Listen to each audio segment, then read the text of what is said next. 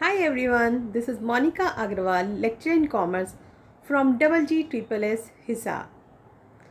तो my dear students, आज हम मैनेजमेंट का लास्ट फंक्शन करेंगे, दैट इज़ कंट्रोलिंग। तो कंट्रोलिंग पर आगे चलने से पहले आइए आज हम नज़र डालते हैं सबसे पहले आज के टॉपिक्स पर। तो बच्चों, आज के टॉपिक्स हमारे क्या क्या रहेंगे? हम सबसे पहले डिस्कस करेंगे कि कंट्रोलिंग का मीनिंग क्या है। फिर हम बात करेंगे कंट्रोलिंग की डेफिनेशन की ओर, साथ ही साथ हम उसकी फ़ीचर्स के बारे में भी जानेंगे और फीचर्स के साथ साथ हम उसकी इम्पॉर्टेंस को भी देखेंगे कि कंट्रोलिंग क्यों इम्पॉर्टेंट है। ठीक है, अब हर चीज़ के अगर फ़ायदे हैं तो नुकसान भी हैं, तो कहीं ना कहीं कोई चीज़ अपने आप में परफेक्ट नहीं होती है, तो इसी तरह से इसके लिमिटेशंस भी हैं, तो हम उन लिमिटेशंस को भी डिस्कस करेंगे। कंट्रोलिंग का प्रोसेस क्या रहता है, हम उसके बारे में भी जानेंगे और एट लास्ट हम इनके रिलेशनशिप के बारे में बात करेंगे कि कंट्रोलिंग और प्लानिंग के आपस में दोनों में क्या संबंध है, क्या रिलेशन है। ठीक है, तो चलिए अब हम अपने फर्स्ट टॉपिक से स्टार्ट करते हैं, दैट इज़ कंट्रोलिंग का मीनिंग। देखिए बच्चों, अब तक आप पढ़ चुके हैं मैनेजमेंट की, आपने डेफिनेशन पढ़ ली है और फंक्शन तो आई होप आपको अच्छे से याद हो गए होंगे, नाम तो ज़रूर ही आपको पता चल गए होंगे। तो चलिए आगे चलने से पहले हम एक बार अपने नामों को थोड़ा सा डिस्कस कर लेते हैं। हेनरी फ्योल ने इनके 5 फंक्शंस बताए थे जो इन्होंने अपनी डेफिनेशन के बारे में भी बताया था। क्या बताया था कि फर्स्ट फंक्शन है प्लानिंग, ठीक है, जिसमें आप अपना how to do, what to do, when to do it, है ना, by whom to do it, कौन करेगा, कैसे करेगा, क्या करेगा, सब हमने किया था, दैट इज़ प्लानिंग। उसके बाद आपने किया क्या, ऑर्गेनाइजिंग, जिसमें हमने अब जो हमने अब तक प्लान किया था उसके लिए हमने जॉब्स क्रिएट करनी है ना, पोजीशंस बनानी थी, काम बांटा गया था, सब ये काम किया था, दैट इज़ ऑर्गेनाइजिंग। थर्ड पर हमने क्या किया, स्टाफिंग किया। स्टाफिंग में बच्चों हमने क्या किया कि जो लोग हमें चाहिए थे, जिस उनके पास क्या क्वालिफ़िकेशन होनी चाहिए थी, उसमें हमने उन लोगों को भर्ती किया, उनको ट्रेंड किया ना, ठीक है। और फिर उसके बाद हमने नेक्स्ट क्या किया, डायरेक्टिंग। अब हमने लोगों को भर्ती कर लिया है, तो उसके बाद अब हमने उन्हें डायरेक्शंस देनी है, हमने उन्हें काम सिखाया है, ठीक है, तो अब वो डायरेक्टिंग हो गया। लेकिन अब सबसे इम्पॉर्टेंट काम तो वैसे सारे ही इम्पॉर्टेंट है, बट ये कहा जाता है कि अगर कंट्रोलिंग नहीं है तो इससे पहले के 4 जो काम है ना, वो वेस्ट हो जाते हैं। तो कंट्रोलिंग जो है वो मैनेजमेंट का कौन सा फंक्शन है, लास्ट फंक्शन है। अब इसमें होता क्या है कंट्रोलिंग में, एक जनरल सी बात देखिए, अगर आप पूरा साल पढ़ते हैं, आपके एग्ज़ाम्स लिए जाते हैं, क्यों लिए जाते हैं आपके एग्ज़ाम, ये चेकआउट करने के लिए कि आपको पेपर में क्या आया।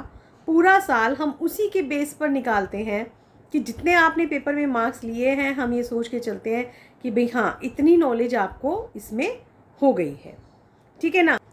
तो यहाँ पे भी अब हम यही कुछ ऐसा पढ़ने वाले हैं जिसमें हम चेकआउट करते हैं, ठीक है। अब चेकआउट कैसे करते हैं, देखिए कि सबसे पहला एक हम आसान सा जो इसका मतलब कह सकते हैं, हमने शुरू में कोई काम किया तो उसके लिए हमने प्लानिंग की कि कौन करेगा, क्या करेगा, एक अपने आप से हर चीज़ हमने फिक्सअप सी कर दी कि भाई इस तरीके से हम ये काम करेंगे, ये हमारे ऑब्जेक्टिव्स रहेंगे, तो हम इस तरीके से अपना सारा काम जो है वो सही से कर सकते हैं। किया ना हमने ऐसा सब कुछ। तो अब यहाँ पे कंट्रोलिंग क्या चीज़ है, कंट्रोलिंग यही इंश्योर करना है कि जितने भी ऑर्गेनाइजेशन में काम हुए हैं वो सारे के सारे क्या एज पर प्लान है या फिर नहीं है ना, यही देखना हमारा क्या है, कंट्रोलिंग है। दूसरा हम इसको ये भी कह सकते हैं कि जो कंट्रोलिंग है, जैसे इसको यहाँ बताया गया है, controlling also ensures that an organisation's resources are being used effectively and efficiently for the achievement of predetermined goals. हमें ये भी सुनिश्चित करना होगा कि जो हमने अपने उद्देश्य पहले रखे थे, हमने प्लानिंग में अपने उद्देश्य डिसाइड कर लिए थे, तो अब हमने जो उद्देश्य डिसाइड कर लिए हैं, क्या हमने उन उद्देश्यों को पूरा करने के लिए अपने जो ऑर्गेनाइजेशन के रिसोर्सेज हैं उनका हमने सही यूज़ किया है। क्योंकि देखिए हमारे पास जो रिसोर्सेज होते हैं वो बहुत ही लिमिटेड रिसोर्सेज होते हैं, लेकिन काम हमें उससे क्या करना है, ऑप्टिमम यूटिलाइजेशन हम उससे करना चाहते हैं, तो हमें बड़े सोच समझ के वो खर्च करने पड़ते हैं। तो कंट्रोलिंग यहाँ पे ये चेकआउट करता है कि जो हमारे रिसोर्सेज हैं क्या वो इफ़ेक्टिवली यूज़ हुए हैं या नहीं हुए हैं। उनकी मदद से हम अपना जो है वो अपने प्री डिटरमाइंड जो गोल्स हैं वो हमने अचीव किए हैं या कहाँ तक हम उनको अचीव कर पाए हैं। तो ये हमारा कंट्रोलिंग का मतलब है। चलिए नेक्स्ट आता है इसकी डेफिनेशन के बारे में। फिलिप कॉटलर हैं। फिलिप कॉटलर एक बहुत अच्छे ज्ञाता हैं। इन्होंने एक बहुत बड़े विद्वान हैं जिन्होंने ये पूरा मार्केटिंग के ऊपर भी एक बुक लिख रखी है और इनका बहुत अच्छी सी नॉलेज है। इन्होंने इसकी एक बहुत अच्छी डेफिनेशन दी है। देखिए क्या कहते हैं ये डेफिनेशन में, controlling is the process of taking steps to bring actual results and desired results closer together. वो क्या बताते हैं, वो ये बताते हैं कि जो कंट्रोलिंग है ना वो हमारा क्या चीज़ है, एक ऐसे स्टेप्स उठाना जिससे जो हम रिज़ल्ट चाहते थे, डिज़ायर्ड रिजल्ट्स। ठीक है, डिज़ायर्ड रिजल्ट मीन्स जो रिज़ल्ट हम चाहते हैं और एक्चुअल रिज़ल्ट, ये दोनों आपस में पास आए। जो हमने सोचा है इसका मतलब क्या हो गया, जो हमने सोचा है एग्जैक्टली वैसा ही हो। अगर हम सोच रहे हैं कि हमारी जो सेल है 2 करोड़ की होनी चाहिए, तो हम ये देखेंगे कि कंट्रोलिंग क्या चीज़ है, उसका यही प्रोसेस है कि हम ये चेकआउट कर रहे हैं कि क्या वास्तव में हमारी 2 करोड़ की सेल हुई है, और अगर नहीं हुई है तो उसके रीज़न जानेंगे हम कि क्यों नहीं हुई है। ठीक है, इसी तरह से एक डेल है। डेल ने भी बहुत अच्छी डेफिनेशन इनकी दी है। डेल बताते हैं control is the process of bringing about conformity of performance with plan action. वो क्या बताते हैं, वो ये कहते हैं कि जो कंट्रोलिंग है ना बच्चों, वो क्या चीज़ का है कि एक एक्शन हमें बता रहा है कि जो भी हमने अपना प्लान एक्शन था उसको कंफर्म कर रहा है कि भाई हाँ हमारी परफॉर्मेंस उस प्लान एक्शन के अकॉर्डिंग हुई है या फिर नहीं हुई है। ये सारा का सारा पता लगाना ही, ये सारी प्रक्रिया ही हमारी क्या कहलाती है, कंट्रोलिंग कहलाती है। ठीक है, तो अब आपको ये समझ में आ गया होगा। और जैसा मैं आपको अक्सर बताती हूँ कि भाई हम जब मीनिंग कर लेते हैं, डेफिनेशन कर लेते हैं, तो उसके बाद हमारा क्या आ जाता है, कंक्लूज़न। एक कंक्लूसिव डेफिनेशन ज़रूर बनती है जिसे आप अपनी भाषा में भी लिख सकते हैं। तो ये क्या है, it refers to bringing the actual results closer to the desired results. Ultimate बात वही आ रही है घूम फिर कर कि क्या चीज़ है ये, कि ये जो हमारे एक्चुअल रिजल्ट्स हैं उनको डिज़ायर्ड रिजल्ट्स के पास लेकर आना है। ये हमारा क्या कहलाता है, कंट्रोल कहलाता है। कि जो हमने जैसा सोचा था, अभी जैसा मैंने बताया कि हमने अगर ये सोचा है कि 2 करोड़ की सेल हो, 2 करोड़ की सेल के लिए अगर हम ये सोच रहे हैं कि हमारे पास 10,000 यूनिट्स जो हैं वो हमारे बनने चाहिए, तो वो 10,000 यूनिट्स जो अगर आपने बनाने हैं, तो अब आप देखोगे कि क्या आप एक्चुअल में 10,000 यूनिट्स बना पाए। अगर नहीं तो क्यों नहीं, उसके पीछे आप रीज़न्स देखोगे और फिर उन रीज़न को दूर करने की कोशिश करोगे कि अगर हमारे मान लीजिए कि 10,000 हमारा यूनिट का टारगेट था, हमने 9990 बना लिए, 10 यूनिट कम है, देन इट डजेंट मैटर, कोई ख़ास बात नहीं है, 10-5 ऊपर हो सकती है नीचे, है ना। लेकिन अगर हमने बनाया ही है सिर्फ 8,000 यूनिट्स है, तो क्यों है हमारे एक्चुअल रिजल्ट्स इतनी दूर। तो हमने कोशिश करना है कि जो डिज़ायर्ड रिजल्ट्स हैं, जो एक्चुअल रिजल्ट्स हैं, वो दोनों ही एक दूसरे के समीप आए। या हमने टारगेट ज़्यादा तो नहीं फिक्स कर दिया था, हमें ये भी देखना पड़ेगा, या हमें ये देखना पड़ेगा कि एक्चुअल में काम कम हुआ है, हमारा टारगेट तो सही था लेकिन जो काम है वो हमारा कम हुआ है, क्यों हुआ है, क्या लोगों की इतनी कैपेसिटी नहीं थी या उन्होंने काम नहीं करना चाहा। तो ये चीज़ें हमें यहाँ पे चेकआउट करनी पड़ती हैं। ये सारा का सारा प्रोसेस हमारा क्या कहलाता है, कंट्रोलिंग कहलाता है। ठीक है बच्चों, तो ये तो थी कंट्रोलिंग की डेफिनेशन। चलिए अब हम चलेंगे इसकी कैरेक्टरिस्टिक्स की तरफ। सबसे पहला चीज़ कैरेक्टरिस्टिक्स में है, इसमें फर्स्ट जो है आती है, that is controlling is a fundamental management function. Controlling एक इसका मेन फंक्शन है। जैसा मैंने अभी आपको बताया, मैनेजमेंट के 5 फंक्शन हैं। कौन कौन से, planning, organising, staffing, directing and last one is controlling. लेकिन कंट्रोलिंग के बिना अगर हम कंट्रोल नहीं करते तो हम सारे के सारे काम हमारे बेकार हो जाते हैं। आपको बच्चों हम काम देते हैं करने के लिए, अगर हम आपका काम चेक नहीं करते हैं तो आप कब तक काम करोगे? आप काम नहीं करोगे, आप छोड़ दोगे कि इसको चेक तो होता नहीं है, हमारा कोई टेस्ट नहीं होता है, तो फिर हमें काम करने की क्या ज़रूरत है ना? तो आप उन चीज़ों को क्या कर देते हो, फिर छोड़ देते हो।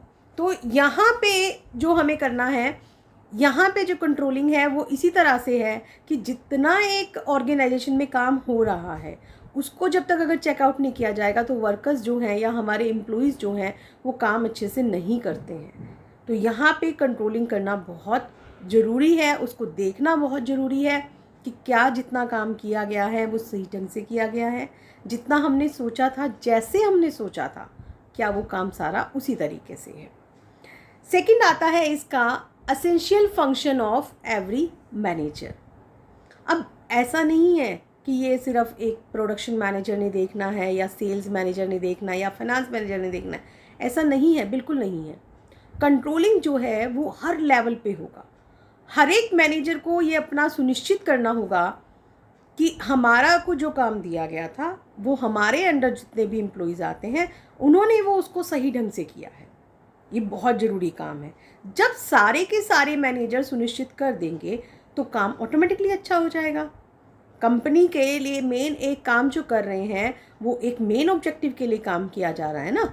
अगर हमने कंपनी का टारगेट रखा कि 10,000 यूनिट्स अगर उसके बढ़ने चाहिए, 10,000 यूनिट सेल होना चाहिए, तो उसमें देखना पड़ेगा कि क्या प्रोडक्शन डिपार्टमेंट 10,000 यूनिट बना पा रहा है, फाइनेंस वाले ने उसको इतना पैसा प्रोवाइड करवाया है, सेल वाला क्या 10,000 यूनिट सेल कर सकता है या कर रहा है। तो देखा आपने कि हर एक लेवल वाले को ये बताना होगा, सुनिश्चित करना होगा। थर्ड क्या है, controlling is a continuous activity. ये एक लगातार चलते रहने वाली प्रक्रिया है। ये नहीं कि आपने अब कर लिया और एक बार आपने चेकआउट किया और काम ख़त्म, नहीं, आपको टाइम एंड अगेन इसको चेक करते रहना पड़ता है। क्यों? अब जैसे अभी मैंने आपको एग्जाम्पल में बताया 10,000 यूनिट हमारा टारगेट था, हमने बनाया 8,000 यूनिट। तो अब हम ये देखेंगे कि हमारे 2,000 यूनिट कम क्यों हुए। क्या हमारे स्टैंडर्ड्स ज़्यादा थे? अगर हमारे स्टैंडर्ड ज़्यादा थे तो अब हमने क्या कर लिया, अपना टारगेट हमने 9,000 यूनिट का कर दिया कि भाई ठीक है, बहुत ज़्यादा हमने फिक्स कर दिया था। अब नेक्स्ट टाइम फिर वहाँ से फिर से हो गया ना कि हमने फिर से स्टैंडर्ड फिक्स किया, फिर से हमने काम लिया, फिर से हमने उसे एक्चुअल से कंपेयर किया। तो इसी तरीके से ये जो है एक लगातार चलते रहने वाली प्रक्रिया है। फिर आता है controlling is both the beginning and the end of the process of management. Management की कहा जाता है कि ये स्टार्टिंग भी इसी से है और एंडिंग भी इसी से है। देखिए, अब आप सोचेंगे कि हम ऐसा कैसे कह रहे हैं, करवा तो हम सबसे एंड में रहे हैं, आपको कंट्रोलिंग का चैप्टर सबसे एंड में बता रहे हैं, है ना, और फिर हम आपको बता रहे हैं कि भाई क्या है कि ये तो स्टार्टिंग भी है और प्रोसेस का एंड भी है। देखिए बच्चों, जब हम कंट्रोलिंग करते हैं तो उसमें हम स्टैंडर्ड फिक्स करते हैं। तो वो स्टैंडर्ड हम किसके अकॉर्डिंग फिक्स कर रहे हैं? शुरू में आप क्या करते हैं? प्लानिंग करते हैं। तो जो आपने प्लान किया उस प्लानिंग के बेस पर ही तो आपने स्टैंडर्ड फिक्स किया ना।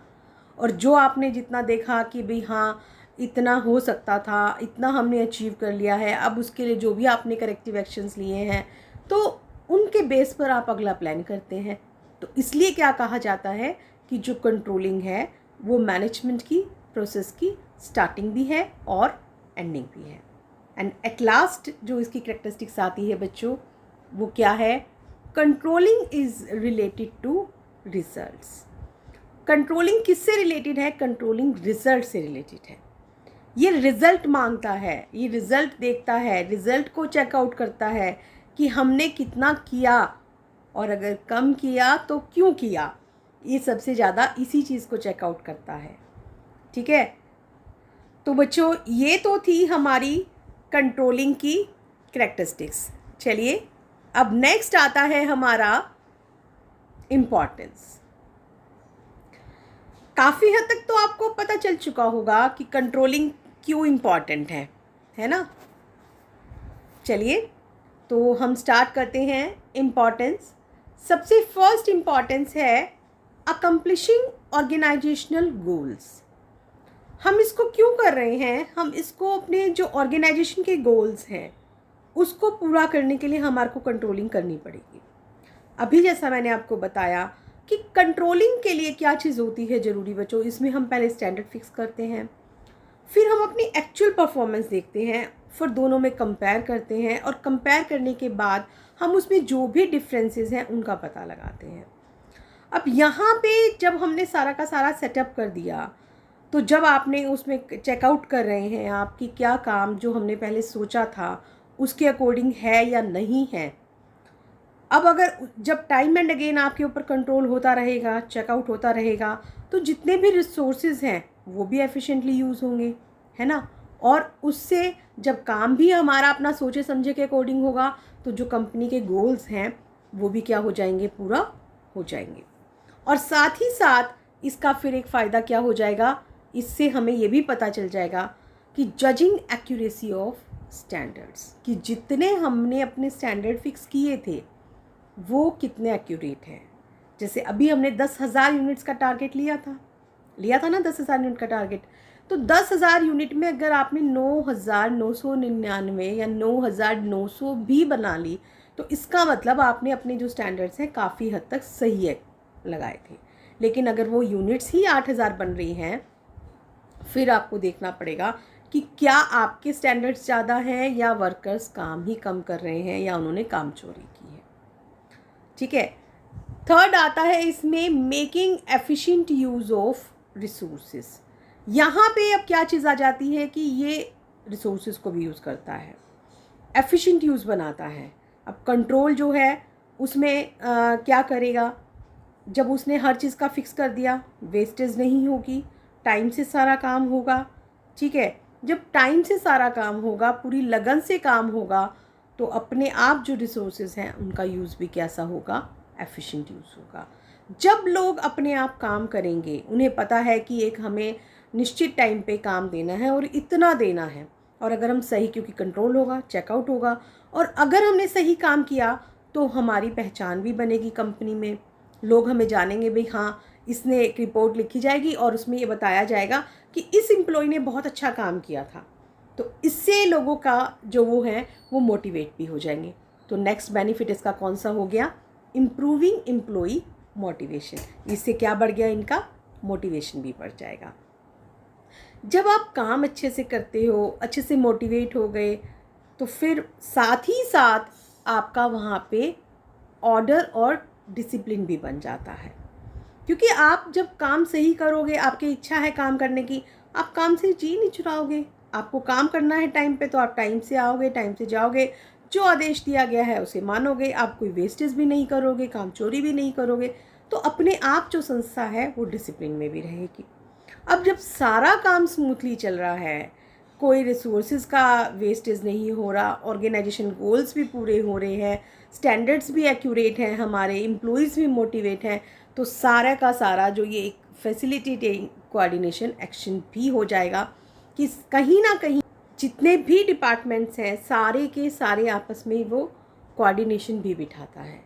क्योंकि सबका एक मेन ऑब्जेक्टिव के लिए काम करना है उनको, तो वो सारों का जो भी ऑब्जेक्टिव है उसको लेकर उन्होंने चलना है। जैसा अभी मैंने एग्जांपल दिया था, मैं फिर से वही रिपीट कर रही हूँ कि 10,000 यूनिट सेल करना है, तो 10,000 यूनिट सेल करने के लिए प्रोडक्शन डिपार्टमेंट को 10,000 यूनिट बनाने पड़ेंगे, फाइनेंस डिपार्टमेंट को 10,000 यूनिट के लिए पैसा देना होगा, सेल्स डिपार्टमेंट को 10,000 यूनिट बेचने के लिए मार्केट बनानी पड़ेगी।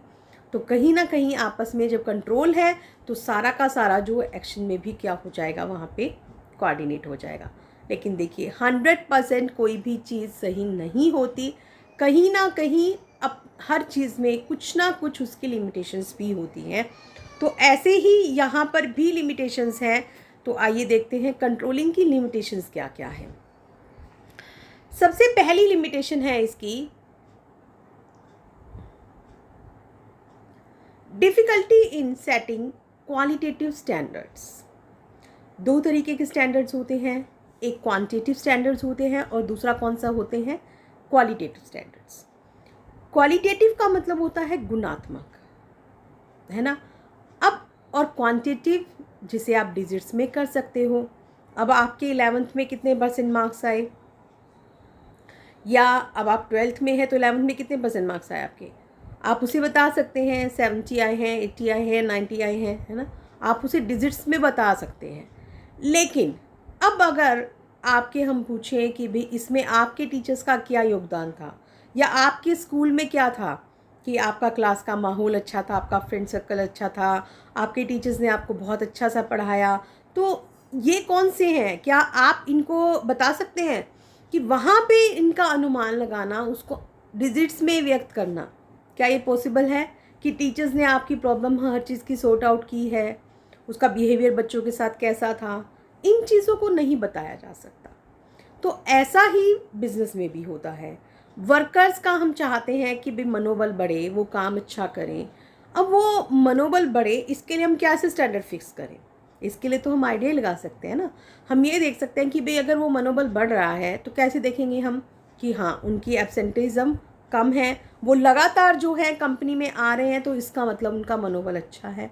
काम को भी दिल लगा के कर रहे हैं वो, तो इसका मतलब उनका मनोबल अच्छा है।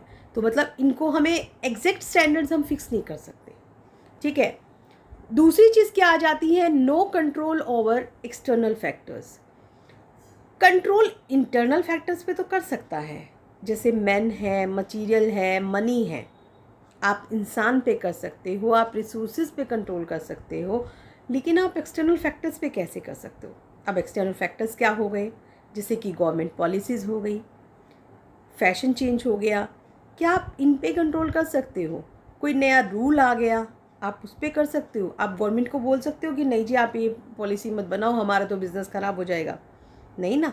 तो हम बाहर की चीज़ों पे कभी कंट्रोल नहीं कर सकते, हम सिर्फ जो हमारे बिजनेस के अंदर की हैं हम उन्हीं पर ही कंट्रोल कर सकते हैं। ये भी इसकी एक बहुत बड़ी लिमिटेशन है। थर्ड है रेसिस्टेंस फ्रॉम एम्प्लॉइज। अब लोग इसका विरोध भी करते हैं। क्यों करते हैं लोग इसका विरोध, देखिए कंट्रोल करने के लिए कहीं ना कहीं अब नई नई टेक्निक्स तो हमें अपनानी पड़ेंगी। देखिए चेंजिंग एनवायरनमेंट है, एनवायरनमेंट डे बाय डे हमारा बदलता जा रहा है, तो कहीं ना कहीं हमें उसको साथ चलना पड़ेगा। उसके साथ चलना है तो हमें अपने बिज़नेस में भी चेंजेस लाने पड़ेंगे। अब बिज़नेस में चेंजेस लाने के लिए जब हम नई टेक्निक्स यूज़ करते हैं तो एम्प्लॉइज़ उन टेक्निक्स को लेना नहीं चाहते। अब जैसे पहले हाथ से काम होता था, अब सारा ज़्यादातर मशीन्स आ गई हैं। जैसे पहले हाथ से आप लिख के काम कर रहे हैं, अब आप क्या करते हैं, कंप्यूटर से बहुत जल्दी काम कर देते हैं।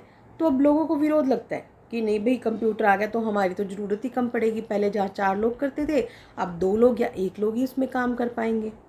तो वो इस चीज़ का विरोध करते हैं। जैसे अब जगह जगह जितनी बड़ी बड़ी कंपनीज़ हैं कि भाई ये लोग काम चोरी तो नहीं कर रहे, सारा काम सही से कर रहे हैं, कोई बेईमानी वगैरह तो नहीं हो रही, इसको देखने के लिए CCTVs लगा दिए जाते हैं। अब एम्प्लॉइज़ को लगता है नहीं भाई तो हमारे ऊपर आंखें लग गड़ाना हो गया, तो ये चीज़ गलत है, तो वो लोग क्या करते हैं, इसका विरोध करते हैं। अब जब इतने बड़े लेवल पे हम काम करते हैं ना, तो उसके लिए खर्च भी बहुत ज़्यादा आता है। अब आपने CCTVs लगाए हैं, या आपने कुछ जैसे कंप्यूटर का मैंने आपको बोला, या इसी तरीके से जब आप टेक्निक चेंज करते हैं बच्चों, तो टेक्निक चेंज करने में पैसा बहुत लगता है, तो इसलिए बड़ा कॉस्टली अफेयर है। अब कोई बड़ी संस्था है वो तो इसको अडॉप्ट कर सकती है, लेकिन जो छोटी संस्था है वो इसको अडॉप्ट नहीं कर पाती। क्यों, क्योंकि इतना पैसा वो अगर इस पे लगा देगी तो वो कमाएगी क्या, वो अपना बिजनेस कहाँ से करेगी। लेकिन फिर भी कहीं ना कहीं कुछ लिमिटेशंस होते हुए भी हर चीज़, अभी मैंने बताया कि 100% परफेक्ट तो कोई भी नहीं होता, तो यहाँ भी वही चीज़ है कि 100% परफेक्शन नहीं है, लेकिन फिर भी कंट्रोलिंग अगर नहीं है ना, तो हमारा मैनेजमेंट अच्छा हो ही नहीं सकता। चलिए अब नेक्स्ट आता है हमारा प्रोसेस ऑफ कंट्रोलिंग। अब प्रोसेस इसका बहुत इम्पॉर्टेंट है। अब तक तो वैसे आपको काफ़ी हद तक तो आ ही गया होगा, क्योंकि हम बार बार उन्हीं चीज़ों को करते आ रहे हैं। सबसे पहला काम अब इसमें हमारा क्या है, परफॉर्मेंस स्टैंडर्ड हमें फिक्स करने हैं अपने। अब जब हम स्टैंडर्ड अपने फिक्स करते हैं तो स्टैंडर्ड में अभी मैंने आपको बताया कि दोनों तरीके के आपको स्टैंडर्ड फिक्स करने पड़ेंगे, क्वालिटेटिव भी क्वांटिटेटिव भी। क्वांटिटेटिव करना आसान है लेकिन क्वालिटेटिव करना आसान नहीं है। अब स्टैंडर्ड फिक्स करेंगे तो हमें देखना पड़ेगा कि हमारी क्वालिटी के लिए भी स्टैंडर्ड होने चाहिए, क्वांटिटी के लिए भी स्टैंडर्ड होने चाहिए। हम देखना पड़ेगा ना ये चीज़। तो अब जैसे हम ये डिसाइड कर देंगे कि भाई हमने अपना डिसाइड कर दिया कि जो एक वर्कर है वो एक दिन में 10 यूनिट बना सकता है, तो अब हमने अपना स्टैंडर्ड फिक्स कर दिया। ठीक है, इसी तरह से हमने अपना एक स्टैंडर्ड ये भी फिक्स कर दिया कि कंपनी इस महीने में 2 लाख की सेल करेगी, ये भी हमारा स्टैंडर्ड फिक्स हो गया। ठीक है, साथ ही साथ तीसरा स्टैंडर्ड हमने क्या फिक्स कर दिया, तीसरा स्टैंडर्ड हमने ये भी फिक्स कर दिया कि जो कर्मचारी हैं उनका हमने मनोबल भी बढ़ाना है, ये भी हमने अपना स्टैंडर्ड फिक्स कर दिया। चलिए, अब कंट्रोलिंग का पहला काम हमारा हो गया, क्या कि हमने स्टैंडर्ड फिक्स किया। लेकिन स्टैंडर्ड फिक्स करते हुए आपको कुछ ध्यान देना होगा। क्या ध्यान देना होगा आपको ये ध्यान देना होगा कि जो स्टैंडर्ड है वो आउट ऑफ रीच ना हो, उसे मापा जा सके, उसे प्राप्त किया जा सके। ये ना हो कि इतने ज़्यादा आपने कर दिए कि जो पॉसिबल ही नहीं है। तो इम्पॉसिबल स्टैंडर्ड नहीं होने चाहिए, एक तरीके के अकॉर्डिंग हमारे जो हैं वो स्टैंडर्ड होने चाहिए जिन्हें हम अचीव भी कर सके हैं और आसान भी हैं हमारे लिए, बहुत ज़्यादा टफ नहीं होने चाहिए। ठीक है, फिर जब आपने परफॉर्मेंस स्टैंडर्ड सेट कर दिए हैं, अब सेकंड काम आपका क्या आ जाता है, एक्चुअल परफॉर्मेंस देखना। अब आप देखोगे कि भी एक्चुअल में कितनी परफॉर्मेंस हुई है। अब अभी हमने 3 स्टैंडर्ड फिक्स किए थे। क्या क्या स्टैंडर्ड फिक्स किए थे, हमने कहा था एक वर्कर एक दिन में 10 यूनिट बनाएगा। अब क्या वो 10 यूनिट बन गई हैं? अब हमने अभी वो तो बाद की बात है, हमने देखा कि जो एक्चुअल परफॉर्मेंस है वो कितने यूनिट की आई है, वो आई है 8 यूनिट की, कि एक इंसान ने एक दिन में 8 यूनिट बनाई है। ठीक है, सेल का टारगेट लिया था कि 2 लाख की सेल होनी चाहिए, लेकिन सेल हमारे पास हुई है 1,90,000 की।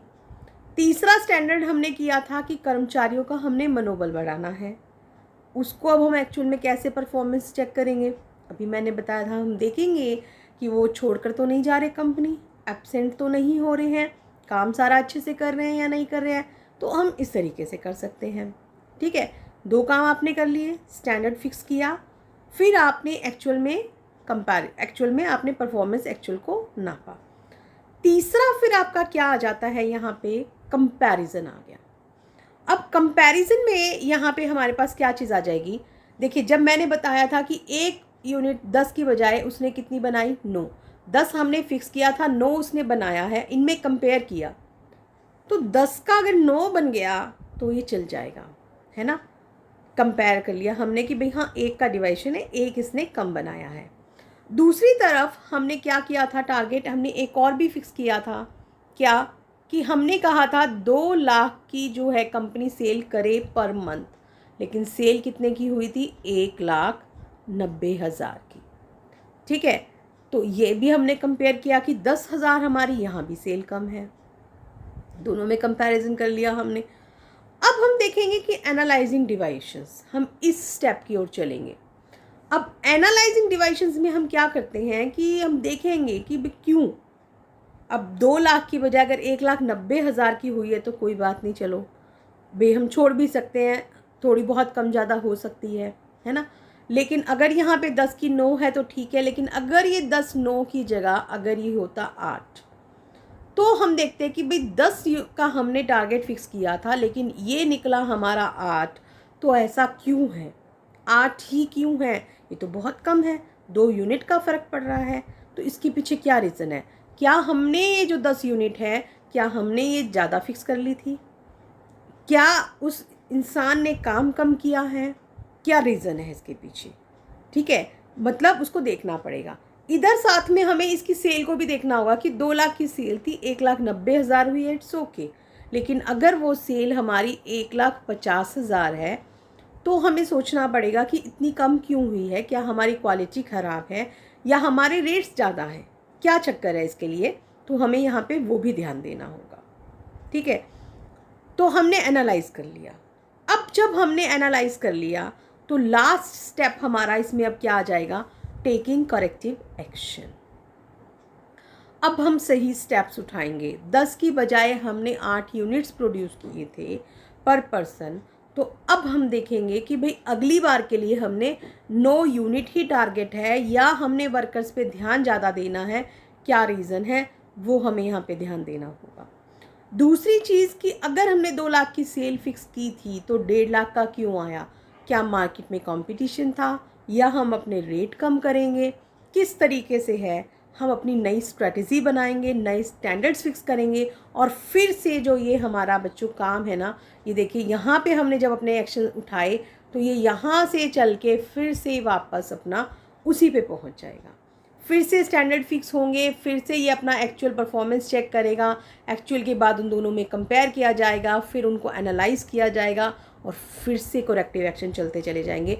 तो इस तरीके से ये एक चक्र सा जो है ना, ये घूमता चला जाएगा, बार बार बार बार चलता चला जाएगा, आप इसको छोड़ नहीं सकते। तो इसलिए क्या कहा जाता है कि जो प्रोसेस है, इसका जो कंट्रोलिंग एक प्रोसेस है, ये एक हमारी क्या है, कंटिन्यूअस एक्टिविटी भी है।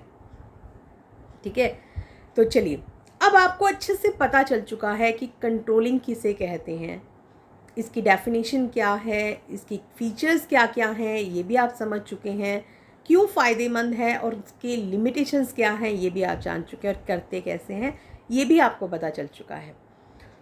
तो आइए इस चैप्टर का एक और इम्पॉर्टेंट पार्ट हम करने जा रहे हैं, that is relationship between planning and controlling. अब है हमारा कि प्लानिंग और कंट्रोलिंग के बीच में संबंध क्या है। प्लानिंग और कंट्रोलिंग के बीच में 2 तरीके के संबंध के बारे में हम बात करेंगे। पहला संबंध हम बात करेंगे कि interdependence between planning and controlling, कि दोनों एक दूसरे पर इंटरडिपेंड हैं। और दूसरा कि प्लानिंग और कंट्रोलिंग जो है वो दोनों अलग अलग हैं, उनमें बहुत ज़्यादा अंतर है। ठीक है, तो चलिए हम सबसे पहले अपने फर्स्ट उसकी तरफ आते हैं, that is interdependence between planning and controlling.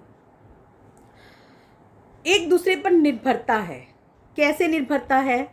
अब देखिए, यहाँ पे आपने काम फिक्स किया, ये आपने प्लानिंग का काम फिक्स कर दिया, प्लानिंग में सब कुछ आपने डिसाइड कर लिया कि क्या होना है, कैसे होना है, किस तरीके से होना है। फिर उसी के बेस पर आपने उसकी जॉब्स क्रिएट की, ऑर्गेनाइजिंग कर दी। ऑर्गेनाइजिंग के बाद आपने लोगों को वहाँ पे क्या कर दिया, अपॉइंटमेंट दे दी है। अब आपने उनको भर्ती कर लिया, भर्ती करने के बाद आप उनको क्या दे रहे हैं, निर्देश दे रहे हैं। लेकिन अगर आप कंट्रोलिंग नहीं करते तो आपको कैसे पता चलेगा कि जो काम आपने दिया था, प्लानिंग में जो काम दिया था, वो सही हुआ है या नहीं हुआ है? पता चलेगा? नहीं पता चलेगा। और काम भी हम चेक ही नहीं कर पाएंगे तो फर्म को नुकसान भी हो सकता है। तो इसलिए क्या कहा जा सकता है कि अब जब डायरेक्टिंग है उसके बाद हम उनमें क्या चेक करेंगे कि कंट्रोलिंग करेंगे।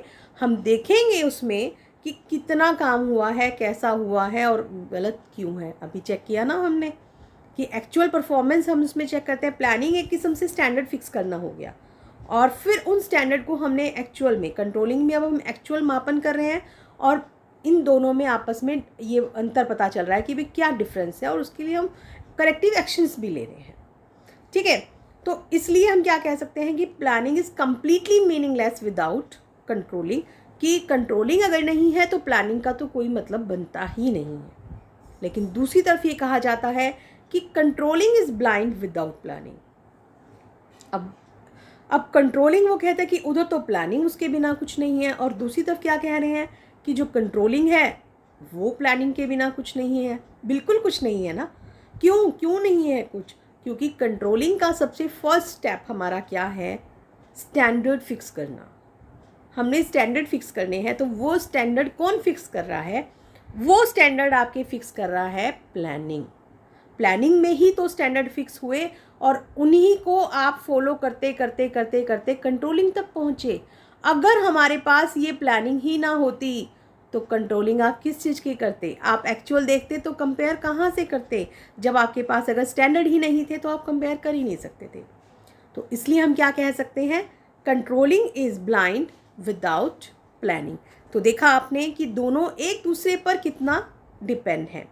ठीक है, ये तो था इंटरडिपेंडेंस, लेकिन अब डिफरेंस भी है इनमें। क्या डिफरेंस है, चलिए इसको भी हम इसी के थ्रू देखेंगे। कहते हैं कि planning is looking ahead whereas controlling is looking back. कहते हैं कि प्लानिंग तो क्या है, आगे देखना है, जबकि कंट्रोलिंग क्या है, पीछे देखना। ऐसा क्यों कहा जाता है? क्योंकि देखिए, प्लानिंग जब हमने की तो हमने वहाँ पे फ्यूचर के लिए अपने सारे ऑब्जेक्टिव्स डिसाइड किए हैं, है ना। जब हमने फ्यूचर के लिए सारे डिसाइड किए तो हमने उसी के बेस पे ऑर्गेनाइजिंग, फिर स्टाफिंग, फिर डायरेक्टिंग और फिर हमने क्या किया, कंट्रोलिंग की। एक्चुअल सारा का सारा हमने डिसाइड कर दिया कि ऐसे ऐसे ऐसे ऐसे से चलेगा। तो इसलिए हम क्या कह रहे हैं कि प्लानिंग क्या है, भविष्य को देखना है, आगे देखना है। लेकिन कंट्रोलिंग पीछे देखना क्यों है? क्योंकि कंट्रोलिंग में जो हमने यहाँ पे ये जो स्टैंडर्ड फिक्स किए थे, इन्हीं को चेकआउट करना है। अब वो वापस से सारा जा रहा देख रहा है कि भाई ये सारा काम जो हुआ है, क्या ये सही हुआ है या नहीं हुआ है। ठीक है, तो इसलिए हम क्या कह सकते हैं, कंट्रोलिंग जो है वो पीछे देखना है, जबकि प्लानिंग जो है वो हमारा क्या होता है, आगे देखना है। दूसरी चीज़ क्या कहता है कि जो प्लानिंग है वो फर्स्ट फंक्शन है and controlling is the last function. ये तो आपको पता ही है। जब तक हमारा ये प्लानिंग सबसे पहला फंक्शन था, आप पढ़ चुके हैं। फिर कौन सा आया, ऑर्गेनाइजिंग, फिर स्टाफिंग, फिर डायरेक्टिंग, फिर कंट्रोलिंग आया। सबसे लास्ट में आया ना कंट्रोलिंग। और फिर कंट्रोलिंग में आपने, जब कंट्रोलिंग आप कर चुके, उसमें जो आपको एक्शन उठाने हैं, फिर आप उसमें चेंज करते हैं। तो इसलिए ये भी बात सही है कि जो प्लानिंग है वो हमारा पहला फंक्शन है, जबकि कंट्रोलिंग हमारा क्या है, लास्ट फंक्शन है। तो आई होप स्टूडेंट्स, आप लोगों को कंट्रोलिंग बहुत अच्छे से समझ में आ गया होगा और ये बहुत इम्पॉर्टेंट चैप्टर है हमारा, तो इसे अच्छे से कीजिएगा। ठीक है, तो आज के लिए इतना ही। That's all.